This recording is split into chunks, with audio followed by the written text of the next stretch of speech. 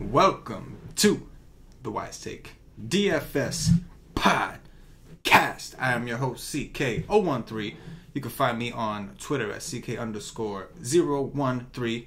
And I'm joined once again, actually it's been a while since you and I've done a show, with the true Wise Take OG, the GOAT, Paulie D. You can find him on Twitter at Paulie with 8 of them bitches. Paulie, my man, it's been a while, so I gotta ask you, just like this, what's happening? Not too much, bro. Hanging in there on tonight's slate. So it looks like the Rockies again, maybe getting something going. Don't want to jinx it. Wade LeBlanc, my ace of the night. So far, so good. A little signs that I don't know, and cash games in the money. Like, you know, this thing is doing well as I drift further away from it and turn focus to football. It's kind of interesting, but all in all, I couldn't be more excited for Sunday. Like, literally, I might not sleep the rest of the week because I just can't, handle it. And, you know, baseball's been good. It's a bankroll building week for me. Yeah, man. It's been a really good MLB season. Don't get me wrong. It's like, at this point in the season, like, you just go into bankroll management. You try to build up the role for football and then ultimately into NBA, and, like, you keep the cycle going. But it's like, I'm excited for football. I'm excited for the end of MLB only because at this point in the season, things get a little wonky. But it's going to be a sad time to see MLB completely go because it was really good to us this year, man. A lot of our members. It really was, man. I mean, good season. It was, man. It was a lot of fun. You know? Good season. A lot of hard work, as baseball always is. But it paid off, man. Ooh. Yeah, it did. It really was. You know, I learned a lot this year in baseball. I learned a lot about DFS. And I think we did better in terms of, like, translating that info to the members this year. I think members had a lot more success. And, you know, football's only going to get better because we are ready. Oh, we're ready, man. And the content has already been coming. We already got a few nice pieces up, stuff that are pretty interesting reads, DVOA matchups, mismatches, injury reports. And there's more to come. We got the expert poll we were just working on. That's going to be a lot of fun. It was a huge success for baseball. We're going to try to get it, since it's only once a week, we're going to try to get more people involved and have a lot more opinions on there. And I'm excited, man. The Y stream seems like it's going to be good. We had Brosy and John do that matchup of the week, which seems pretty fun, something to look forward to, just a quick little video. It's on the YouTube channel for those of you that you know, don't know what we're talking about. You should, because it's up there. But a lot of exciting things, man. I cannot wait. It's football super exciting. The markets are huge. The prizes are huge. In the beginning of the week, you get the edge with all the new players who approach things from an NFL fan perspective instead of approaching it from a DFS perspective, and it's just all in general, man, just good times. The only thing that sucks is when football comes, that means the summer is winding down, and when you live up here, that can only mean one thing, and that is that winter is around the corner. But it's okay because I'm gonna be snuggled up on Sundays, winning all kinds of money. Yes, you will. Yes, you will. It's going to be fun, man. It don't stop, man. It don't stop. Year round, that's the benefit to being well-rounded with you know, at least the 3 major sports. And if you play golf and NASCAR and all those other things we offer, it's even better for you. But it's just, it doesn't stop, man. It's just nonstop, just winning money and having fun and being in a grind. And there's nothing really like it. Really nothing like it. I got to say, like, we did our first little, like, one-on-one football research session earlier today, and it was glorious. Like, it got the juices flowing, the ideas, like, you know, the different scenarios, and it's like go time, baby. Oh, yeah. It is go time. And we each have that ticket into the $333 contest on Sunday. Yes. Right? No pressure. No pressure. No pressure. We each have a ticket. We're super excited. Not nervous at all whatsoever. And it's not like we just want to smash week 1, like, from the gate. I mean, you know, nothing. It's nothing. Brush it off. It ain't nothing. You know, it's funny, too, because yesterday we had a really good day overall. What was it? The Padres slate where FanDuel broke the slate. And like FanDuel the GOAT. FanDuel the GOAT, yes. FanDuel the GOAT. You had a glorious day, which was awesome. And I couldn't even brag. Like, I'm getting ready to post my little screenshot of a few $100s. Like, pretty good day on a small slate. And then, boom, Paulie D posts in there 4 figures. And it's just like, yeah, I had a good day, too. Just kind of like, you know. Just kind of count that back. Like, okay, you go, Paulie. You go, bro. Yep. It's kind of like kept it, but, you know. FanDuel the GOAT. Like, if he hadn't been so good to me all year, I might not even have been on him. But that guy is just like, he's come through for me so many times this year since like he first came up. And, it's just glorious when a guy like that is 2% owned on a 5-game slate and he does the dirty like he does. Oh, it was glorious, man. Like, you get the first notification and like you're just sitting there and you're like at a halfway, and then as soon as that second one comes, it's rock hard, Cargo with the 2-run dub sack. Rockies on the board. 2-run dub sacks. You get all kinds of dub sacks. Tree run. Base clearing trip set, actually. Base clearing trip set. Yep. That's what we call that. That's what we call that. I'm cool with that. Base clearing trip set. Rocky stack starting to come along. Last time they went for 8 runs in the 8th, like a week ago. So maybe they just late to the party. Maybe they look at the party. Some late bloomers, so to speak. It happens. It happens. We got ourselves a 12-game slate on a Wednesday. And normally this would be like a split slate. We'd have like 4 or 5 games in the early, kind of light in the main. But this time we got 12 games rocking for the main, starting at 7:05 p.m. Eastern. We got a lot to talk about, my man. And then after this, you've got a golf show to do. I've got some more football research to catch up on as I produce that golf show. So let's make some moves. Yes. Bro. Let's make some moves. Slack chat post of the day. Got to shout it out. Mr. MG. The Why Stay content is Smashington. Yes. Yes. That was the Slack chat post of the day. Courtesy of WhyStake.com. Thank you, MG. That was just awesome. It was just a great way to put it. You couldn't have worded that any better. Homer Bailey of the Cincinnati Reds visiting Jameson Taillon of the Pittsburgh Pirates. Total here is 8.5. Pittsburgh minus 200 at home. 88 degrees, 55% humidity. What you got? I think we can attack Homer Bailey if we want. Don't know. I haven't looked at this slate at all. This is pure first look. So, you want to grab some Pittsburgh bats who kind of woke up today. Give me some Marte Frazier, Polanco, C. Dick, Moran, whoever you want. I'm fine with that. Looks like Homer Bailey's back to just being a disaster. So I think we can grab some Pirates bats. Looks like it's going to be hot and humid, which will help. Jameson Taillon at 10K. I don't think I want to go there, but I don't know what's ahead. I guess he's on the list now, and he'll be fast to get off if possible at that price. Yeah, man, I would agree. 9.9 for Jameson Taillon. I mean, don't get me wrong. The dude's been, he's been pretty good. Yeah. Very, very consistent. Had a great game against the Braves. So 3 straight games above 20, and 2 of them above 25. He's looked good. But the price tag is steep. Good ballpark. These Reds are the healthy Reds. These are the Reds I don't love to pick on. But in this ballpark, I could make an exception if there's no other pitchers. This is a first look for me as well. So we'll have to go through and see if we don't see anything else. So I'll kind of put him to the side. Obviously, 9.9 for Jameson Taillon against the Reds. You're never going to love that. But if there's not a lot of options, then you might. It's like having a few beers and all of a sudden the ugly one becomes slightly more attractive with each beer you take. So each game we move on to, speaking of beers, Paulie D doing the thing.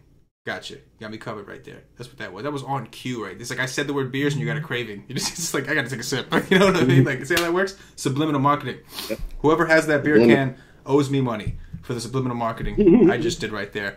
But yeah, Taillon is a maybe for now. 9.9 is kind of steep against these Reds, who are healthy, a lot of lefties. But this particular Reds lineup doesn't strike out a ton. But they're also not playing very well this season. Homer Bailey, I'm with you. He just looks like dog shit. Pirates woke up today. Do the dirty? This is totally off topic, but just more about Franmil the GOAT. Robbie Ray's got a one hitter. And you know who that one guy is with the hit? Franmil, the freaking GOAT. Not that that's anything special, but it was just funny. I'm like, oh, Ray's balling. One hitter. Damn. Oh, that one hit is the GOAT, obviously. And you can't knock him for that. You can't knock Robbie Ray for giving up one hit to Franmil the GOAT. I can't do that. Next up, Miles Mikolas. For the love of God, can this guy please just start a damn game? He's been pushed back twice already. Of the St. Louis Cardinals. Why? I don't know. No clue. No idea why. Visiting Tanner Roark, who I can't stand, the Washington Nationals. Total in this game, currently 9. Washington minus 123 at home. 89 degrees, 57% humidity. Like I would drop that on you right there. See? On the humidity. Okay. On the humidity, I dropped it. You would never know when I'm going to drop a 7. What you got here, Paulie? Yeah, just reading Mikolas's little, news tab, and just looks like they want to give him an extra day of rest. I don't think I want to go to him in Washington. Just enough trouble bats out there, although he's a decent pitcher, staying out of trouble, just not a ton of upside at 8-2. I'd rather pitch Tyon at 9-9 than Mikolas on the road at 8-2. Zero interest in Tanner Roark. The Cards are hot. I mean, they're just like pouring it on now. Molina just hit a grand slam in the 9th, and I think Tanner Roark had his little run, and that's over. He's back to being Tanner Roark, and I really have no interest there. I could definitely get sold on both sides of the plate here. I think I would tend to favor the Cardinals. They got more to play for, and I think Mikolas is better than Roark. So the Cardinals are probably, them and the Pirates, my favorite 2 stacks so far. And honestly, I hope to cross both of them off the list as we go through the slate, but we'll see. Yeah, I agree. It's like in some cases when a team is red hot, you keep playing them. The Cardinals are tough to gauge. It's like they had that little streak where they were hot to a point where you can play them in DFS every day. And right now they're still relatively hot, but it's more in like a just winning games kind of thing and like here or there. But today they had one of those games. Exploded. Just massive, massive upside against Fetty. Going up against Roark, I'm not a Roark guy. You're not a Roark guy.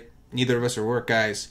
And I agree. I think that his little dominant run he was on is kind of over. He got the little regret. He got the progression in right quick, and now he's going to level back down to reality, and he's already started to. Cardinals not a team I want to pick on right now. Not with righty, not with their lefty. Just don't want to pick on them. And it is going to be warm and humid yet again. We know that is typically pretty good for the bats. So cool with the Cardinals. And yeah, Mikolas, I've been waiting to attack him for a couple days. Now it's kind of lost its luster.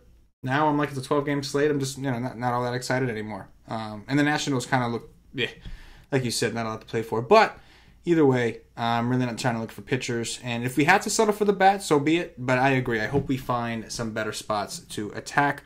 Although Bryce Harper at 4.8, even though he's having a terrible year, is just a super attractive price for Bryce Harper. Tyler Glasnow of the Tampa Bay Rays visiting Aaron Sanchez, cashing DFS's home skillet of the Toronto Blue Jays. 8.5 is the total. Toronto plus 125 at home. 82 degrees, 70% humidity. If they open up this roof, and it's actually kind of a nice day, there's 12-mile-an-hour winds supposed to blow at the center. If they open up that roof. But we don't know if they will, and they may not. We don't know when they will. Ever. We don't know much. No, we don't know nothing. We don't know shit about that. What we do know is it's your turn to talk about the game. What you got? Real quick, taking a look at my boy here, Glasnow. Does throw a bunch of sliders. I like this kid a lot. Like, heist of the century, I think, with the Rays getting Glasnow and Austin Meadows for Chris Archer. And the third man, like, that just got named. That's actually a decent prospect. So, and he's been good since coming over. The Rays have a good pitching coach, a good pitching environment. Like, they just get pitchers doing well over there in Tampa. Toronto can be hot, but they got a lot of righties, and I see Glasnow mowing a lot of them down. I think Glasnow at 9.5 is way more attractive than Mr. What's his face? Tyon for the Pirates. I guess you can make cases for both, but Glasnow certainly has a higher ceiling for GPPs. And, I don't hate the idea of stabbing at Aaron Sanchez if we need that, discount if there's a stud on the slate. But I'm not really one to pick on the Rays all that much. So that would have to get me, a Scherzer kind of starter and some good bats. Otherwise, so far, it looks like a Glasnow and somebody else similarly priced kind of slate. No bats for me. Glasnow, obviously at 9.5, you're going to need some salary. And stacking the Rays with him may not be that bad of an idea. I know that I'm a little bit of a Rays homer to a degree. I played them probably more than your average bear. But in 2 starts so far since Sanchez has returned, He's given up 6 earned runs and 5 earned runs. And we're talking about to the Phillies and to the Marlins. He's given up 18 hits between those 2 games. 10 to the Phillies, 8 to the Marlins. So I'm not totally opposed, especially if they do open up this roof. I am not going to be opposed. If that wind sustains itself at 12 miles an hour, I will not be opposed to stacking up these Rays. And obviously with the Rays, they're still on the base upside. I think you were telling me that Malik Smith just straight up ran on Baruki today. I'm gonna go. You can't do nothing about it. Here I go, and he picked them off, and he still got the base. Just like I don't respect you is what he said. That's what he said to him. Whatsoever. He said, no, the minute you flinch, I'm going to run, and even though you're a lefty, there is nothing you can do about this. And he was right. He was right. Yeah, they won. That was just like we talk about nuts on the table. That was nuts on the face. Big ones. Blah blah blah bliggity. So I can get down on these Rays, man. Alex Smith still on the base upside. Chi-Man Choi, he's been playing pretty well. Got some big power. I want to dig in on Sanchez. Like, we know in the past when he was decent, like he had some reverse splits going on. So I want to kind of look into that and see if that's still the case. Because it looks like we may have an equal opportunity of lefties and righties, right? Like, it seems like according to the projected lineup, it's like every other bat is a righty or a lefty. So it's just a matter of, like, if he's giving it up to all, maybe I go, like, the 1 through 6. If he's giving it up to the lefties, we can go that way. If it's just the righties, there's plenty of those, too. So I'm somewhat interested, especially because I do like Glass now. So it's a nice little correlation. Correlation going on there. I get down with the correlation. We get down with the maximum correlation. You know what I'm saying? We got words for days on this shit. Glass now looks pretty good. Nick Pivetta of the Philadelphia Phillies visiting Sandy Alcantara of the Miami Marlins. Total here is 7.5. Miami plus 140 at home. 80 degrees, 83% humidity, but it's Miami. There's always a chance for rain in Miami. So there's a good chance that they'll end up closing this roof anyway. What do you got here? Pivetta, 8-2. Probably the most attractive pitcher for the price that we've seen so far. And dude can strike out a lot of righties. Looks like there's going to be a whole bunch of righties in this Marlins lineup. JT Riddle, who they got projected, scratched today with some injury, so like he might not even be in there. Depending on the lineup will dictate how much I do like Pivetta. Marlins have been scrappy all season long, but so far Pivetta's the top arm that I've seen. Sandy Alcantara, I got to do some digging on. I do think he's like a higher-end prospect, but I could be wrong. The Phillies went off today. I don't really like taking bats in this park, so more than likely it's maybe Alcantara's viable if I need the savings or a pass, but Nick Pivetta for sure looks good to me. Yeah, he looked definitely so far as one of the more like obvious appealing options on the slate. Miami projected for 3.3 runs. It's a good park. Pivetta does seem to have more strikeout upside at home, but he also is really good against righties, and Miami's just going to present a lot of those. As far as Alcantara, from what I see in AAA, he's not a big strikeout guy. 6.89 K per 9 through 19 starts in AAA, but he did have a 3.89 ERA, which is respectable. His exit was 4.65, nothing over the top, but it looks like he's done a pretty good job at limiting his damage. That seems to be his deal. Another one of those type pitchers. We've seen the Marlins come out with a couple of those that have just been nightmares for DFS players. Keep trying to attack them. But either way, it's a big park. Don't know if I want to commit to playing them, but at the same time, I'm with you. I don't necessarily want to stack up the Phillies, even though they did go off. I just not a fan of taking guys in this park. I'm right there with you. So Pivetta, definitely the standout play from this game at 8-2. Going up against Miami, he's got some pretty solid history against them so far this year. I think his worst game this year against them was a 20? 21. 21 was his worst game against them. So, I mean, we would gladly take that at 8-2, especially in a cash game format. So we'll see if there's any other dominant aces on the slate, but if not, and Pivetta, like, he had a tough matchup against the Cubs. It was raining. His pitch count was kind of high, but he did look pretty good against the Cubs. I know he had a couple bad starts beforehand. I think it was more of a matchup thing, a comfort level thing. I do prefer Pivetta at home, but if you're not going to be at home, Miami is one of the better parks to be pitching in right now. For sure. Next up, as Cash and DFS calls him, the ace of the Mets. Obviously, he loves Jacob deGrom, but the true second man of the Mets this year, Zach Wheeler of my New York Mets, visiting Hyun-Jin Ryu, another lefty against these Mets of the Los Angeles Dodgers.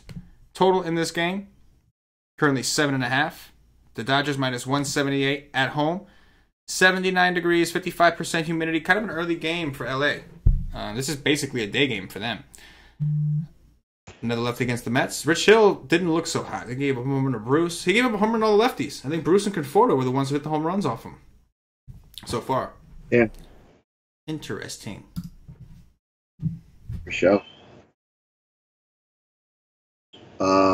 Which I think Ryu is extremely interesting here. He is, in my opinion, a better pitcher when he's on than both Hill and the other guy. Let's see how many pitches. He's gone 86 pitches his last 3 of 4 starts. As long as he's doing well, I think he will. That's like not a concern. He has given up 1 home run in his last 3 starts, but only given up 2 and 3 earned runs. Like, he should have no problems. We all know how bad the Mets are against lefties, and he's a guy that can really rack up the Ks. If he gets a good ump, that would be another bump to him. At 9-2, I can certainly get me some Ryu. Wheeler at 10-4 seems a tad expensive, but when he's on, like, he'll certainly pay that off. Just like, you got to think some of these Dodger bats could wake up, could get, like, there's a lot of risk there. I'd feel a lot better with, like, Ryu, Glasnow, Pavetta than going to your boy here on the Mets, Wheeler. But he's definitely, like, on the list of people to consider at this point, but I definitely have interest in Ryu, and that's really it at this point. Yeah, I have to agree, man. As much as I like Wheels, I still would rather play him against teams that are a little weaker. And they don't get me wrong, he's really proven himself to have a great year, but it's just, we've already mentioned a couple pitchers with high upside, and Wheeler's solid, but like you said, it comes down to the matchup. Playing the Dodgers in LA, a lot of lefties here, a lot of power. They're kind of tough to strike out. I mean, Jacob deGrom went out there, had a pretty good game, but the strikeouts didn't come. Like the strikeouts weren't there. Yeah, they weren't really there. He really actually, like, relative to the slate, did well, but, like, I think he only ended up with a 37 on FanDuel. Like, most nights you're not happy with that at his price. Not at especially not on DraftKings at the 13 something you paid for him. No way. Yeah. But yeah, relative to the slate, he was fine because most people went Zach Godley. Yeah. Who Fran Reyes single-handedly tore up. Yeah. Fran the GOAT. We love you, bro. Yeah. Anyway, so Wheeler at 10-4 is a maybe. Like, I've seen situations where DeGrom has struggled against a team that gets strikeouts, and then, like, Wheeler came out and just shocked everybody and got it done. But it's hard to fathom him getting a win with Ryu, who has looked actually really good against, against like the D-backs, for instance. I expect maybe people stay away from Ryu because Rich Hill, like, didn't do so well. And, I mean, Alex Wood did. He didn't do dominantly, but I agree with you. I think Ryu's got better actual stuff than Rich Hill and Alex Wood, at least right now. So I think Ryu at 9-2 is in a great spot. I know that Conforto and Bruce hit home runs, but if you look at the numbers, their strikeout rates to lefties, especially Conforto, is extremely high. So the one thing I want to look for... Don't expect that to happen again. If you remember, I don't know if this is the case this year, but if you remember last year in the small sample we saw Ryu, he had really bad reverse splits. So, like, I'm curious if he still got that going on, and I don't expect that to happen again by any means, but I'm just curious. I feel like I throw that out there. But I do like Ryu at 9-2. I think for the price, the upside, the matchup, he's at home. Everything's kind of like lining up for him. And he's looked good in his last 2 starts. So, I'm with it. Yeah. I'm with it. Next up, Jaime Barria of the Los Angeles Angels visiting Bartolo the GOAT of the Texas Rangers. Looks like the Rangers were late to announce Bartolo, so there's no line or total for this game. But the cold front is still on in Texas. 81 degrees, 72% humidity. It's extremely humid. And it is warm in all reality. But for Arlington, that's a cold front. I mean, no, those mother suckers are seeing like 98 to 100 every day. A-Town all day, every day. You know what I'm saying? All day. What are you looking at here? I'm going to be curious to see where the ownership lies in this game tomorrow, but, like, I got some interest. Like, I don't really like Barria all that much. I don't think he's that great. I think he's, like, a perfect guy for the Rangers to get loose against. Odor, Chu, Mazzara's been on a tear since coming back. Andrews is heating up. He homered tonight. Joey Gallo's a great GPP play every day. Ronald Guzman may crack that lineup. A lot of spots for Barria to get into trouble, and he is known for getting hurt with the long ball.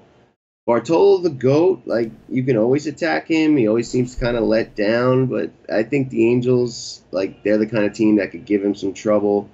I'd be looking at the bats on both sides, if anything. Yeah, man. I know it's not a crazy hot, but the dew points are going to be ripe. It's still fairly warm at 81 degrees. 70% humidity is a lot of humidity, and that's part of what elevates those dew points. So this seems like another good spot for bats. I think we can look at both sides. I think the series in general has been underwhelming. I feel like these guys played before in Arlington too, and it was the same thing. Like for some reason, these guys just don't really go off that well against each other. But I think this could be an exception-style game, especially for the Angels, who, if they can get through Bartolo Colon, have an awful bullpen to look forward to. Not that the Angels' bullpen is anything spectacular. I think their numbers are a little inflated because they pitch in such a great park. But the Rangers, we know, their bullpen is god-awful. And it could be the other way. Maybe their numbers are skewed too because they pitch in Arlington. But either way, this looks like a healthy spot for the bats. I prefer it. I'll take the 100-degree temperatures over the dew points any day in this ballpark. It just seems to work better with the hot weather. But either way, still a good ballpark for hitting. Still too... Well, Bartolo's a bad pitcher. Barberia, we'll call him a slightly below average pitcher. Boom! You know what I'm saying? There we go. What happened? David Freese, my cash game third baseman, just jacked one, and that puts me deep into the money. Deep into the money? Balls deep into the money? Is that kind of deep? Or?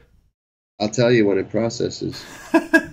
you tell me when it processes. It's balls deep. It's balls deep. Balls deep. It is balls deep. And I got a lot of guys yet to go. I'm 11th in this $100. I did what did I do? Did a $165 investment tonight, and right now it's winning $450. $450. So, $450. Thank you, David Freese, and let's go, Paulie Goldschmidt. Let's go, Paulie Goldschmidt. Oh, he just struck out. Oh, you just ruined me. Right. You just ruined me. I was getting all excited, and you just ripped it right out from under me. He was getting hyphy? I was about to get hyphy. I mean, I was on my way to hyphiness. I wasn't quite up to hyphiness level, but I was on my way to hyphiness. There's no question about that. Not anymore. I don't know. If there was an opposite of hyphy, I'm more towards that now. You just ruined me. And, Wade LeBlanc is just cruising, bro. 5 innings, no earned, 4 strikeouts. Cruisington. Anyway, Jake Odorizzi and the Minnesota Twins visiting Framber Valdez, the lefty, from the Houston Astros. Total is an 8.5. Houston minus 220 at home, 86 degrees, 69% humidity. That seems to be too warm for Houston. They always seem to close the roof when it's any kind of warmness, any kind of good hitting weather, and they close that roof. What are you doing here? Like I told you, I'm on board with Houston. Jake Odorizzi, a guy who's known for giving up the long ball, sort of a reverse splitsy, so those righties on Houston should give him trouble. They didn't totally go off today, but they did. They scored 5-6 runs, and Bregman seems to be going on one of his tears, and Springer's not too far behind. Tyler White, Gurriel are hitting the ball. Like, I think this team is coming together at the right time, and they're gonna win a couple slates down the stretch. So I'm pretty much playing Houston on one team every night the rest of the way. I honestly do not know enough about Framber Valdez yet to give an opinion, but a lefty versus Twins seems appealing, but 7-1, I got to see if he's got that K upside and look into it a little more, but definitely interested in the Houston bats. Show. Oh, shiggity, definitely. Houston, a little bit of a tease today. They got going early. It seemed like they were going to just go and have one of those like massive upside games, and they kind of just chilled out. It's, what, today was not the day they decided. They were like, we gave them enough, a 3-man stack, and you were fine, but not quite enough for the 5-man to come through. As far as Framber Valdez, so when I'm looking at his minor league stats, it looks like he was in Double-A. Like, he had massive K upside in Double-A. And decent K upside in AAA, but he only had one start in AAA. They were very quick to promote him. Like, it took him forever to get out of AA. Once he got to AAA, they were very quick to promote him. Looks like he did have some games out of the bullpen, so starting may not be something that's totally natural to him. It looks like he started most of his career off as a bullpen guy. But the K upside was there for the most part. And his Ks aren't showing up in the majors just yet. But in his defense, the teams that he's played since being in the majors, we're talking about the Seattle Mariners. We're talking about the Angels twice. So the Angels are bad against lefties, no question, but they also are still tough to strike out. They're very, very tough to strike out against lefties. They have so many righties. So Now he gets the Twins. Not that the Twins are like the Twins against lefties haven't been striking out a ton, but with this new Twins lineup, should be. Yeah, Forsythe is a threat. Not much of one lately. Tyler Austin, he's definitely a big power threat, but he's also a strikeout liability. And the same thing with Miguel Sano, who's been horrible against lefties all season, and he might not even play. He left the game hurt. Sano left. Yeah, he left with an injury. So I'm looking at it, and I think Valdez could be an option. The only thing I don't like is the fact that his pitch count is kind of weak. So 77 pitch. I'm seeing 67 pitches against the Mariners, 77 against the Angels the first time, 89 in his last one. So it's promising. It's building up. And we know, like, this guy did have the K upside in the minors, so I think they're expecting more strikeouts. This could be a relative sneaky spot to pitch my man here at 7-1 against the Twins team that we know has sucked against lefties. And Vegas seems to be on the same page with us. The Twins are projected for 3.4 runs. Just saying. Just throwing that out there. Just kind of putting it out there. Seeing what I get back. So, yep. You know what I'm saying? If he gets a good ump, it could be very appealing. And then, correlation, like you discussed earlier, roll it with the Astros bats makes sense. Smashington. Jordan Zimmerman of the Detroit Tigers visiting Michael Kopech of the Chicago White Sox. Total here is 8.5. Chicago minus 155. Once again, Kopech on a slate. Possible light rain. 28% precipitation. This guy just brings the rain. That's how good he is. He brings the rain. 76 degrees, 80% humidity, 12-mile-an-hour winds projected to blow out to right field. What are you doing with the rain, man?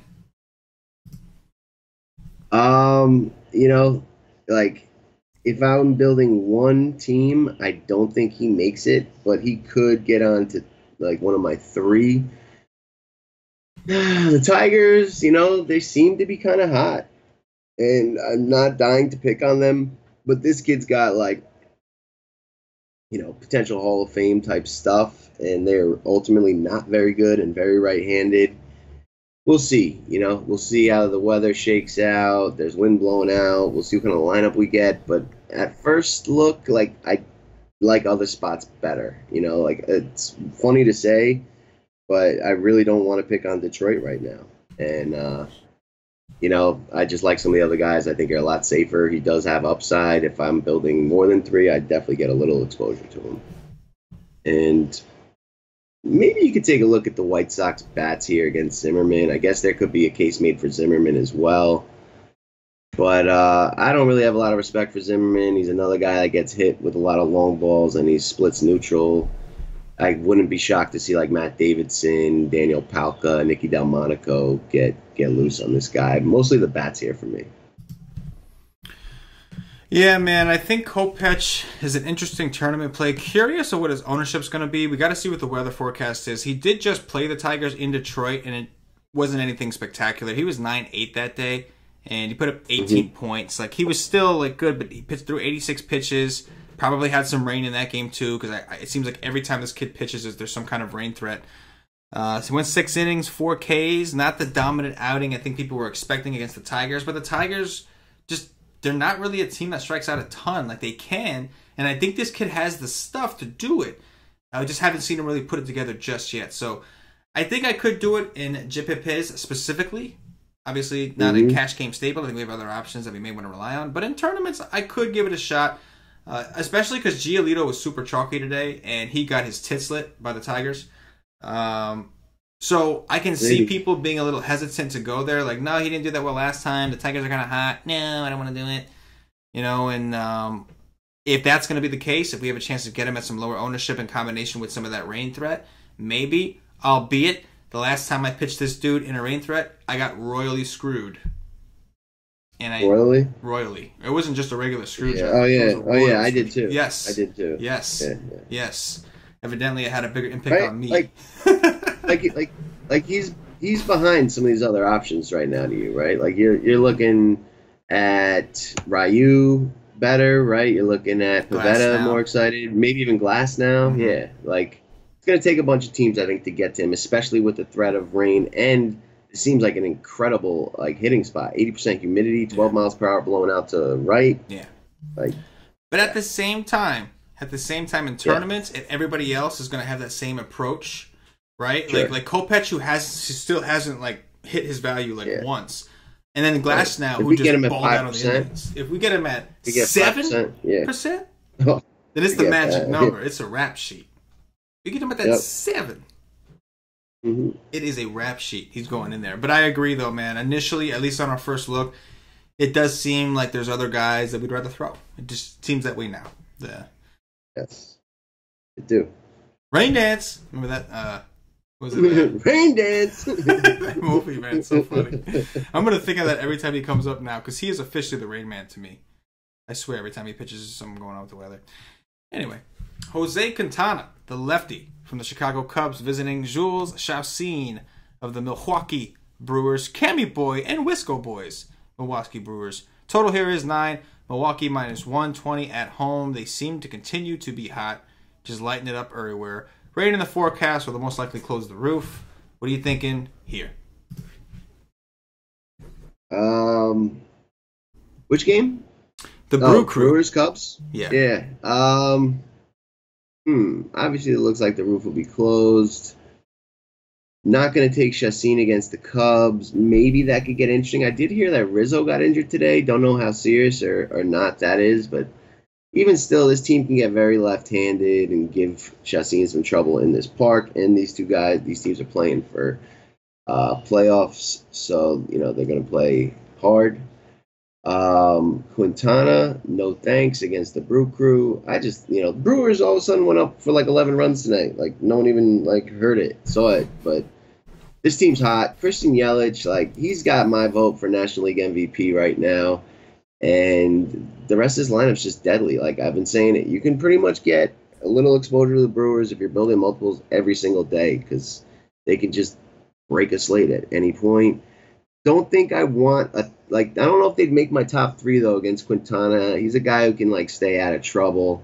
If I had to pick a side, it would be the Cubs bats, but not really too excited about this game as a whole. Yeah, no, I'm with you, man. It is a small park, and you almost don't want to waste it. But Chassin's been pitching really well, man. His slider's been working. It's been doing the dirty. And if Anthony Rizzo is out, that lineup's going to be that much weaker. As far as Quintana, I don't really respect this guy much, and I do respect what Milwaukee can do in this ballpark against a lefty. Just not to get too off topic, but I'm gonna get a little off topic. Everybody criticized the shit out of your boy Jeets for getting rid of Stanton, and he's having one of the worst years overall. He's been overall doing well, but having one of the worst years that he's had. Meanwhile, Christian Yelich is having a career year. So if there's somebody who's you're pissed about as a Miami fan letting go, it's Christian Yelich. That's the guy that you're pissed about. And in his $500,000 salary versus exactly. Stanton's $200-something million. Exactly. Yeah, it's Yelich because I don't know why they let go. I get why they let go of Stanton. Right, They're we're not going to be good for a while. Let's rebuild. Yeah. But Yelich. I love that kid, man. Yeah, He's good. He does everything, man. Yes. Yes, that night he had that cycle. He also gunned someone out from the outfield trying to score, and he's showing some more power this year than he has in the past. He's starting to, fill out. He's a young kid, a lot of talent for that dude. You're getting that ball up in the air.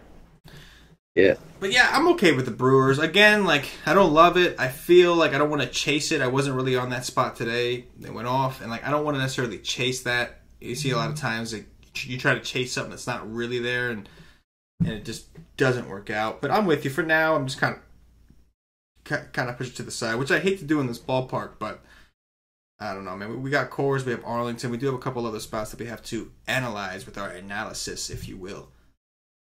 Speaking of Coors, Andrew Suarez, the lefty from the San Francisco Giants, visiting Antonio Senzatella of the Colorado Rockies. The total here is 10.5. Colorado minus 158 at home. 64 degrees, 65% humidity.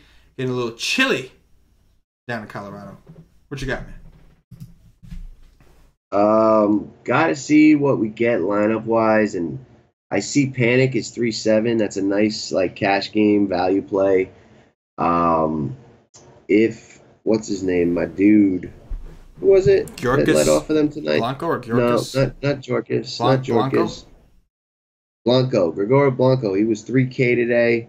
He's 1 for 3 with a walk and a run and a stolen base. If he's 3K or anywhere near there leading off, that's another nice value play. Don't love picking on Senzatella. I think he's actually a decent pitcher that's like improving.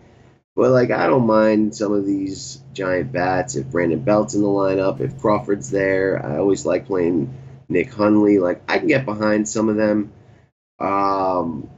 Suarez has looked a lot better lately, but this is definitely not the spot you want to take him. Probably go right back to the Rockies bats if you so please. Arenado, LeMahieu. LeMahieu's really hot, but 5K is just a gross price. Story's now priced correctly at 5.8. Matt Holliday is 3.9. If he's in the starting lineup, I will go there. Like the bats on both sides, more so the Rockies, but there's value for cash games and, tournaments if you're looking to, make things work on the Giants as well. Yeah, I would agree, man. I think the Giants are definitely in play. Senzatella did ball out against these guys. I think it was his first game back from injury or the minors, wherever the hell he was, and he had like 7 innings, 4 Ks, but he was like 4-something. He was in the 4s, and he had a massive score. He hasn't looked too good since then. He did have a decent game against the Padres. Give the man credit where credit's due, but that was the Padres. Now, don't get me wrong. I don't know if Friend the Goat was playing or not. That makes a huge difference, obviously. But these Giants could be pretty pesky. I sent the tell at 5.3 is okay. Just don't think I would want to go there on a big slate. I would just hope that I wouldn't need to go there at 5.3. Marquez did have an awesome game, but Marquez is pitching like a freak this year. Antonio Senzatella is kind of just skating by, not really getting a ton of Ks. And I do think you're right. I think like guys like Joe Panic, some of these guys are going to be great staples in your cash game. Brandon Crawford, if he does hit 4th at 4.2, they're just underpriced. I know they're not good, but they're underpriced considering they are in a pitching in a great hitter's park against a mediocre pitcher with a bad bullpen behind him. As far as Suarez, I completely agree. This seems like an awful spot for him. The Rockies are priced back up. The DK algo seems to have woken up. But Arenado, I know he's been kind of cold. And like cold to like, we're kind of spoiled with Arenado. If the dude doesn't go on a home run streak, we call him cold. Like he's still getting hits. Like in real baseball, he's not cold. He's just not smashing the home runs like we're accustomed to. Which is really all we care about. So I guess you could say he's cold. Either way, this seems like a much, much better spot for the Rockies, man. Suarez coming off an awesome game, but that was against the Mets, and that was in San Francisco. Didn't do so hot against Cincinnati, and then had a decent game against the Dodgers, another team that sucks against lefties. But it does seem like the teams that can hit lefties, he has not done that well against. He did pitch well in Coors back on July 4th. 6 Ks, 7 innings, only 1 earned run. But he hasn't looked, like that form hasn't been the same. He's looked kind of rough. There was actually a streak where he was giving up at least 2 home runs a game. He hasn't given up a home run since the Reds. But that was a really bad game in general. He gave up 5 earned runs total that day. So I do expect the Rockies to give him some titty twister action. The left and the right simultaneously. So I should like it. But they are expensive as all hell. Matt Holliday should be in the lineup. We'll see. Against the lefty? Maybe I like Matt Holliday at 3.9 on DK. Yeah. Like that. Yeah. Chris Iannetta, maybe. Like I could get down with these Rockies. I could. And the thing about the Rockies, just like tonight, you never know. Like you think you're out, and then at the end of the game, they just kind of come together and just put up massive runs and just do the damn thing. Yeah, they do. It happens. I've seen it. Next up, Luis Severino of Paulie D's New York Yankees visiting Mike Fiers of the Oakland Athletics. Total here is 8. Oakland plus 120 at home. 63 degrees, 73% humidity. What do you think, Paulie D? I love Severino, but I ain't using him against the A's. I'm not using any pitcher against the A's the rest of the season. Mike Fiers, I could pick on a little bit. Like, I would not be shocked to see Sanchez get his first home run since coming back off of Fiers. Wouldn't be, I'd be interested in some of the Yankees righties like Luke Voigt, Andujar, the GOAT, Stanton, maybe McCutchen.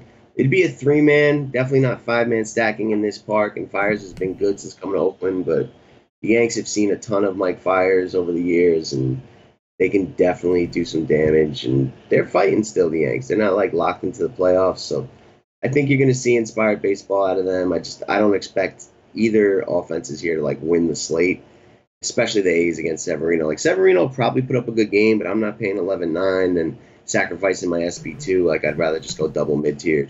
I'm not picking on the A's at all. Rest of the season, don't care.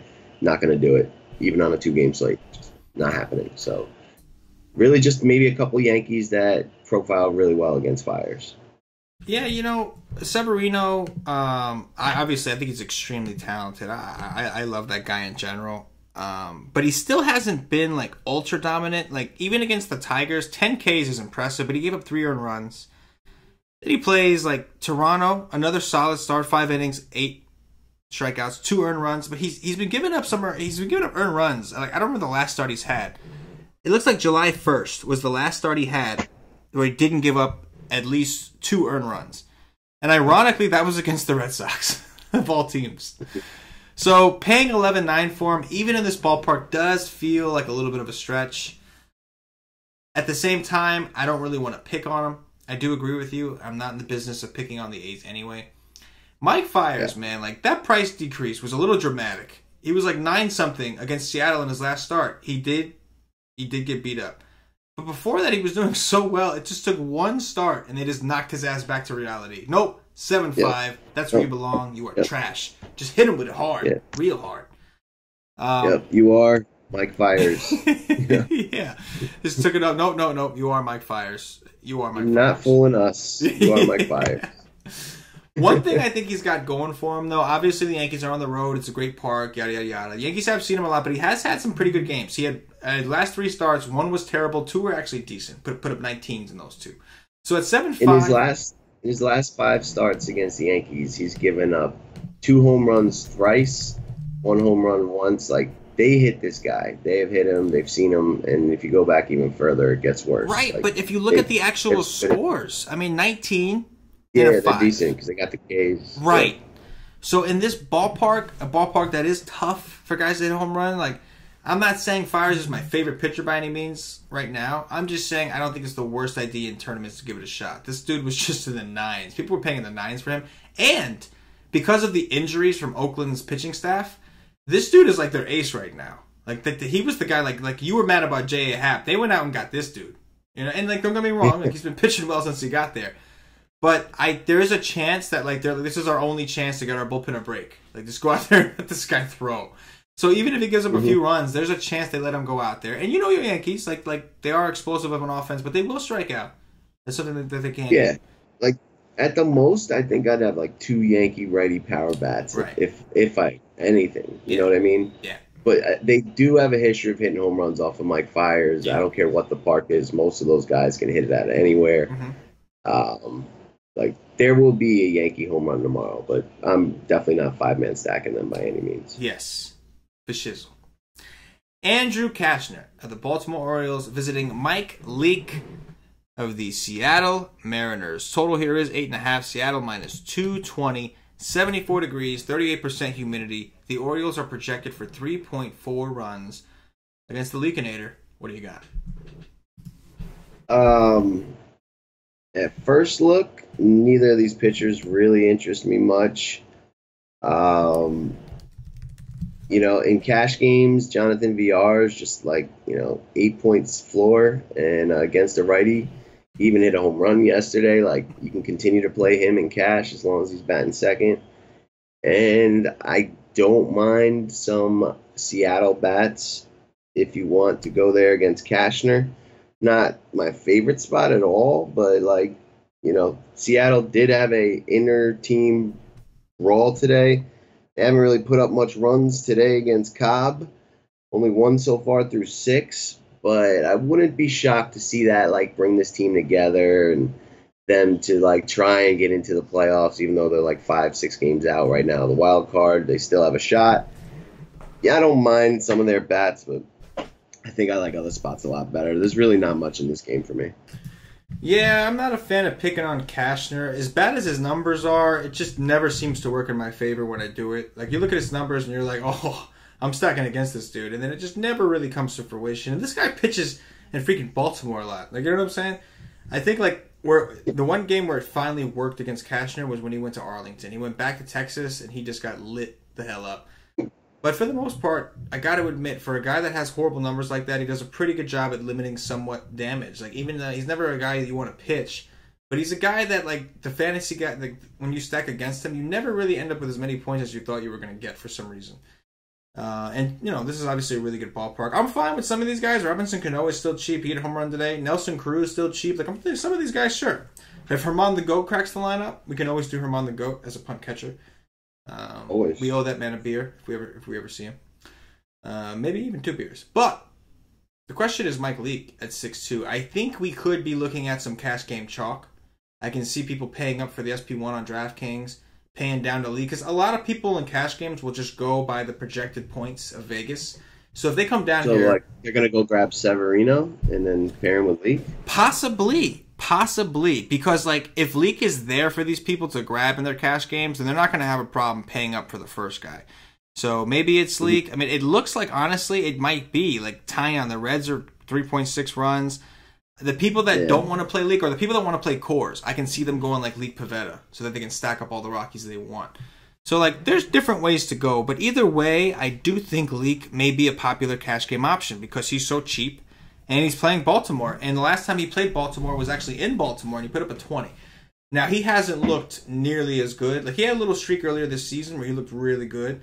He has not looked that way lately. He had a good game against a team recently. I think it was the A's, actually. Just kind of trolled everyone. But aside from that, he has not looked very good. But at 6'2", I'm just going to throw it out there. I have a feeling he's going to be somewhat of cash game chalk because how much of a favorite he is and his opponent. A good ballpark, bad opponent. It just kind of seems like I could just see it. I could just toast my goats. See it. You know what I'm saying? Mm-hmm. Swelly goes Swelly. I'm fine. Swelly I don't like Swelly. it, but... I feels you. That's fine. I feels you, but I'm saying I think that's going to be a pulse thing tomorrow. I would not be surprised if Leak the Freak popped up as cash game chalk. I'm just saying. Just throwing it out there. Just saying, bro. That is going to do it for the Game of Game Breakdown. At this point, going to remind everybody, if you haven't already checked us out at whitestake.com, then you really screwed up because you had a chance to get an NFL package at 25% off for the season. And you kind of missed that boat. But luckily for you, we are also offering somewhat of a discounted price, $99.99 for the full NFL season. NFL is here. Do not miss this. We already have some dope premium content up, and there's only more to come. This man, Paulie D, is doing the first NFL strategy session, which is a live stream that we do where Paulie kind of shares his screen, discusses overall strategy, goes over some of the stats he likes to look at, all kinds of schniz. Is going to be doing. When is that? When is that strat session? Thursday, son. Thursday. So it's not tomorrow. What time? You tell me, bro. I'm an open book. Probably 1 o'clock. It'll be early. Probably 1, maybe 2. We'll see. We'll see what the baseball slates look like. It's going to be busy for football. It will be Thursday. Well, I know the Thursday main slate is maybe 4 games. There's 1 game at 6:40, and then for baseball, and then there's 3 games at 7. So it's a very, very light slate. It's also at 7. My bad. You caught me there. You caught me slipping. You did. But it is going. Thursday is obviously the first day of actual NFL. There's going to be a game there. Rocking out. Doing what we do. It's going to be super exciting. So baseball did decide to take a back seat, which I respect it. I respect its gangsta. But yeah, guys, there's awesome premium content to come. The expert poll will be coming out in the next few days. We're going to have the GPP article, cash article, all that good stuff up. I'm super excited for the Y stream, man. They're going to be Saturday nights at 8 p.m. It'll be up there for those of you that can't watch it live. I know it's Saturday night, and some of you guys don't have the discipline to do your research Saturday night, and you like to wake up Sunday morning and do it, and that's fine, because you're going to have an archived version of it up there. But you're going to want to watch the stream, man. They're going to go in depth, go game by game, really, really break things down. For those of you watching on YouTube, Paulie D will be doing a podcast with our boy, the third OG of the crew, Mr. Patio Joseph. It's going to be a little bit of a different podcast. Not the usual Stake DFS podcast. Number one, nothing is usual. There's nothing usual about Paulie D and Patio Joe. Just 2 of the most out there personalities you'll ever meet. I mean that in the most positive way possible, of course. But it's going to be awesome, man. I'm super excited to watch that show and see what you guys bring to the table. But it's going to be, we just got great things coming. I have never felt so good. I've had some really, really profitable NFL seasons, and I've never felt so good about an NFL season than this year. Between the team that we have at Stake, between our community, the way it's developed and grown, the staff we have, everything, man. It's just the content for NFL. We are blowing last year out of the water in terms of content already. I couldn't be more excited. Paulie, are you excited? I'm so pumped. I can't even help it, man. This is going to be the year. There are 5-figure cashes coming for the nation in NFL. You can bet your life on that. Boom. Boom. I like it, man. Showing the beer muscles. I love it. I love it. The enthusiasm.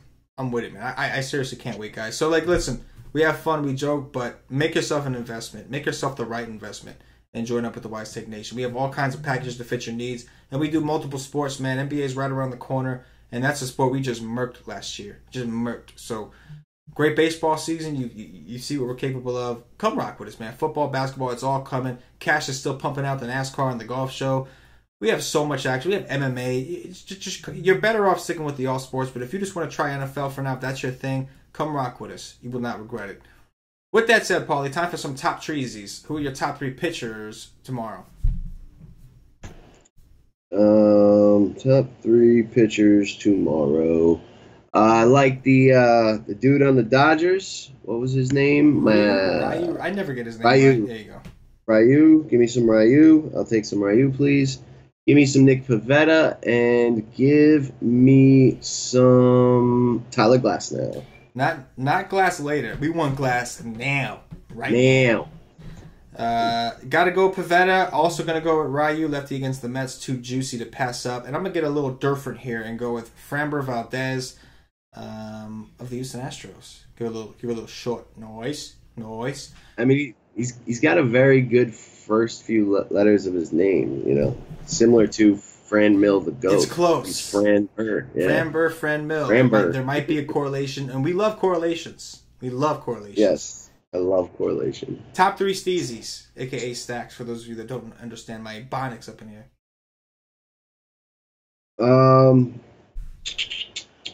Let me see. You can definitely give me some Pirates against Homer Bailey. I am liking the Rangers against Jaime, and I like the Houston Astros every day for the rest of the season, but especially tomorrow against Odorizzi. Jake Odorizzi. Yeah, give me that. I'm with it. I'm going to go with the Colorado Rockies. I know they're going to be the chalk, but it's against a lefty and Suarez. It just seems like too juicy of a spot. I'm going to go with... We go some Washington Nationals against Mikolas. Starting to come around on that a little bit. And then I'm going to have to agree with you with the Houston Astros, which would also correlate with the Framber Valdez. Maximum correlation domination. Dong watch, home runs. Who you got first? Gary the GOAT. Gary the GOAT. I think Arenado breaks his home runless streak against this dude tomorrow. Runless streak. Give me Nomar Mazara. I do like that quite a bit. I'm going to go with Bryce Harper against Mr. Mikolas. All right, and I will go with Matt Holliday against Suarez. I schlikes it a lot. Give me some Chi Man Choi of the Tampa Bay Rays against Aaron Sanchez. I actually meant to name the Rays as one of my favorite stacks, and I completely went right over my head. And I just... Pollock! Oh, did he? Get down, baby! Get down! Oh, man. Safe! Yes! Yeah. RBI... Looks like a double. The kid in the chat, in the podcast chat, he needed Pollock too. He's deep in a tournament, and he just came through. Love it. Came through. Long D. Tyrone style. Tyrone style. Long D style. Dirty Diggler. Let us know. Cox. How'd he do? How'd you do? There you go. Where you at? Let us Need to know. Want to know. The Owl. Love it. You see that? Owl, he wrote it up in there. We see you, Cox. We see you, Cox. Yep. See Cox. There you go. Yep. Mm-hmm. Take us home. Getting hyphy. Now I'm hyphy.